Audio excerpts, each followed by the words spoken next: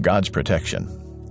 When we face what appears to be unjust and undeserved afflictions, we should consider the possibility that God is preventing us from going down a wrong path that could lead to even more pain and suffering.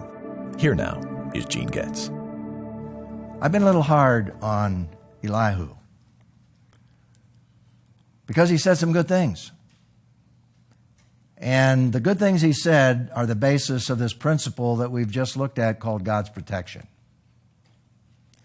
You see, Elihu laid out the possibility that God was protecting Job from making bad decisions that would lead him down a wrong path, perhaps ending up in the pit, which is a metaphor for death. And if you go back and you look at verses 18, 22, 24, 28, and 30, you can see that Elihu was saying, in essence, to Job, perhaps God is protecting you by allowing this to happen to you.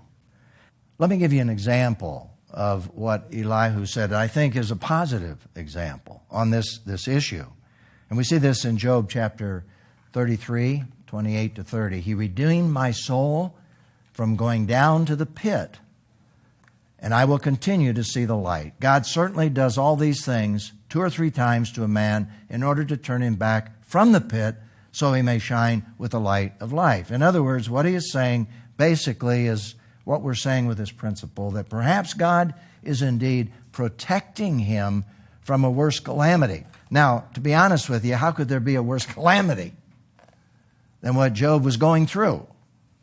So in some respects, it just doesn't make sense, but the fact is that I think there is a positive aspect to what he's trying to say in terms of that principle. And it's really verified in the New Testament. If you go to Hebrews, dealing with the Lord's discipline, where we read these words, Hebrews 12, verse 5.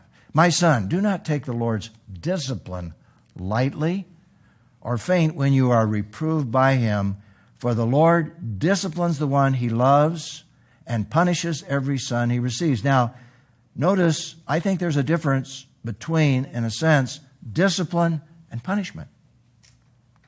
Because all of the discipline that comes into our lives is not punishment for something we've done wrong. If you read that passage, that God allows discipline into our lives to protect us from making bad decisions or to keep us from going down the wrong path. That's discipline, and that's included in this passage in Hebrews. But there's also punishment. And punishment, I think, relates to the fact that we have sinned in a special way, and God is trying to spank us, as it were, because he loves us, that's the illustration, in order to get us back on the right path. So both are involved. But regardless, whether it's discipline or whether it's punishment, what the author of Hebrews says here is endure this suffering as discipline. And then he explains, God is dealing with you as sons, for what son is there that a father does not discipline? So we have a verification of this principle in the New Testament, that God may be protecting us from bad decision by allowing certain things to happen to us.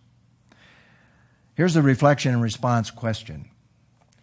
How does God's protection correlate with our relying on him without reservations, that if we trust him in all circumstances, he will guide you on the right paths? Now let me read that again, because it's a very important applicational question. And it relates to Proverbs 3, 5, and 6, which we'll look at in a moment. How does God's protection correlate with our relying on him without reservations, that if we trust him in all circumstances, he will guide you on the right paths? Well, let me share those 2 verses. I love these verses, by the way, because these were the first verses I wrote in my Bible when I became a believer back when I was just a young teenager. And someone shared these verses with me. Proverbs 3, 5, and 6. Trust in the Lord with all your heart and do not rely on your own understanding. Now, here's something very important.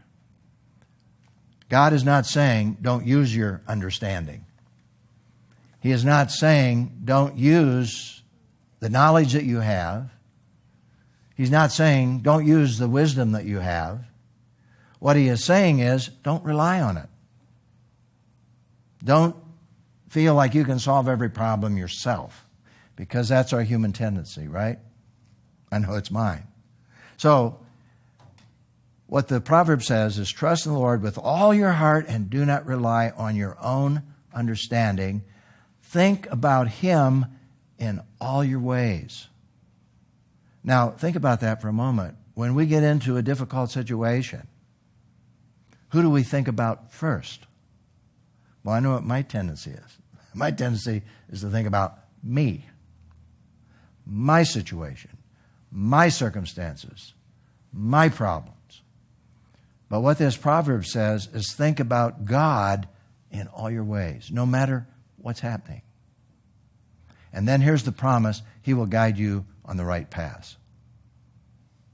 And you know, as I think about Proverbs 3, 5, and 6, I correlate that with Romans 12, 1 and 2 for a beautiful illustration of what happens and what we should do from a whole biblical perspective. And that is to present our bodies to the Lord, a living sacrifice, wholly acceptable, which is our reasonable service. In view of God's mercy, we should do that.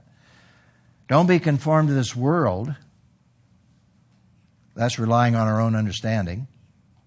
Don't be conformed to this world, but be transformed by the renewing of our mind.